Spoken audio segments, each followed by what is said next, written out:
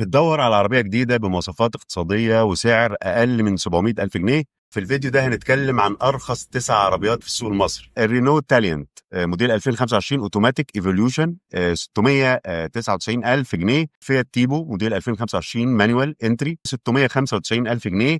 نيسان صاني موديل 2025 اوتوماتيك بيز لاين 695 ألف جنيه. الشيري إيريزو 5 موديل 2025 مانوال بيز لاين فرش جلد 665 ألف جنيه. سوزوكي سويفت ديزاير موديل 2024 اوتوماتيك جي ال اكس سكرين 669 ألف جنيه. البي واي دي اف 3 المانوال موديل 2025 ب 650 ألف جنيه.